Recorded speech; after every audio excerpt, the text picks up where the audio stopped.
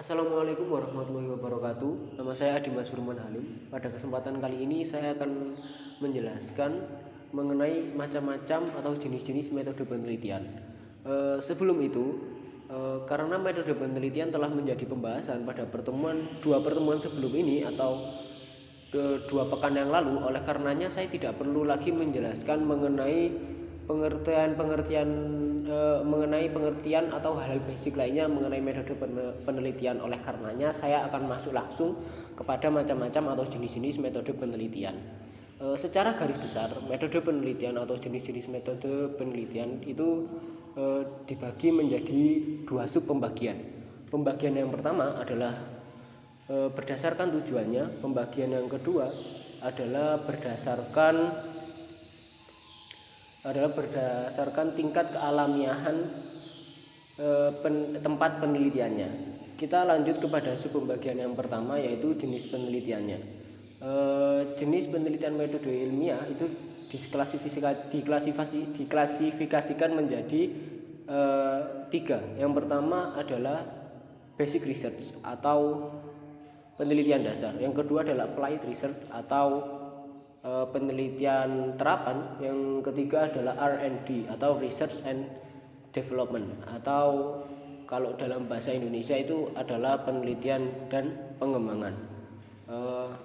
Kita masuk dalam pengertiannya. Basic research atau penelitian dasar biasanya ditujukan untuk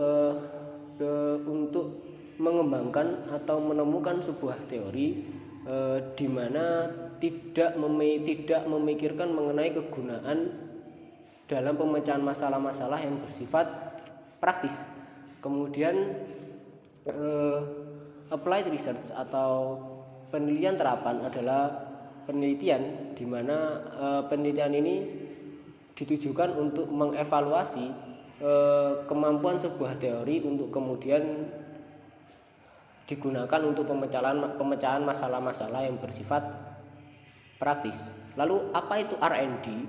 R&D adalah jembatan dari kedua penelitian yang saya sebutkan tadi, di mana kita upamakan saja basic research adalah menemukan teori di mana kegunaannya masih belum jelas, sedangkan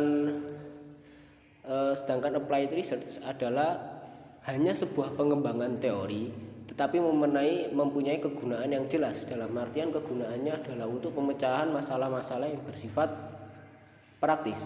Oleh karena itu, kegunaan dari R&D atau research and the development adalah untuk menemukan, mengembangkan dan memvalidasi sebuah teori sehingga ditemukan yang namanya produk baru. Kemudian kita masuk pada sub pembagian yang kedua, yaitu mengenai tingkat kealamiahan tempat penelitiannya. Dalam hal ini diklasifikasikan menjadi tiga lagi, yaitu berdasarkan metode yaitu eksperimen, survei, dan juga naturalisasi. Eksperimen itu merupakan sebuah metode penelitian yang sangat tidak ilmiah. Biasanya mereka itu digunakan untuk mengetahui pengaruh treatment atau perlakuan tertentu. Contohnya adalah pengaruh penggunaan AC pada tingkat produktivitas pegawai di salah satu perusahaan misalnya. Kemudian adalah survei. Survei ini sebenarnya merupakan metode penelitian yang cukup alamiah, namun pengumpulan datanya masih menggunakan metode seperti survei, kemudian survei juga kuesioner, bisa juga tes. Kemudian adalah naturalistik. Naturalistik ini adalah metode penelitian yang sangat alamiah karena pengumpulan data mereka dinamakan emit, yaitu benar-benar berdasarkan data hasil penelitian mereka, tidak ada pengaruh dari sudut pandang si peneliti. Ya. Maka berdasarkan hal-hal tersebut, sebelum menjelaskan lebih lanjut, saya masuk kepada penelitian kualitatif dan kuantitatif. Secara sederhana, penelitian kuantitatif adalah penelitian yang dilakukan ya penelitian yang tidak alamiah, sedangkan kualitatif adalah penelitian yang alamiah. Oleh karena itu metode seperti survei dan juga metode seperti survei dan juga eksperimen masuk dalam penelitian kuantitatif, sedangkan metode seperti naturalistik masuk dalam penelitian kualitatif. Lalu apa yang membedakan penelitian kualitatif dan kuantitatif? Sebenarnya ada banyak sekali hal yang berbeda, namun kita hanya mengambil secara garis besarnya saja. Yang pertama dari desain penelitian. Desain penelitian metode kualitatif bersifat umum. Dampaknya apa? Dampaknya adalah selama penelitian itu terjadi, maka bisa saja desain penelitian itu berubah. Sedangkan dalam metode penelitian kuantitatif itu bersifat spesifik, jadi tidak dapat berubah. Sejak awal sudah ditentukan seperti itu dan tidak dapat berubah.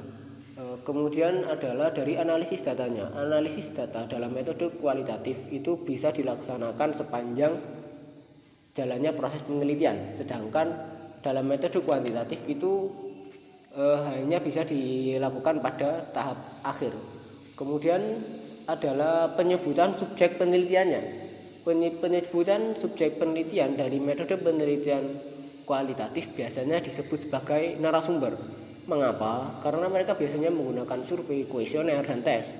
Sedangkan untuk kuantitatif mereka biasa menggunakan istilah untuk subjek penelitiannya adalah responden. Kemudian yang terakhir adalah jenis datanya.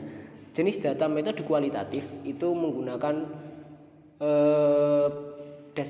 deskriptif eksploratif. Kalau dalam penelitian kuantitatif mereka menggunakan numerik dan juga statistik. Secara mudahnya seperti ini. Kalau kita menggunakan metode kualitatif, maka jenis data yang dihasilkan biasanya berupa uraian. Namun jika kita menggunakan metode kuantitatif, maka jenis data yang dihasilkan berupa angka-angka, persentase. Mungkin itu saja penjelasan dari saya. Sedikit banyak semoga membantu. Syukran ala husni ihtimamikum, wallahu muwaffiq ila aqwamit thoriq. Wassalamualaikum warahmatullahi wabarakatuh.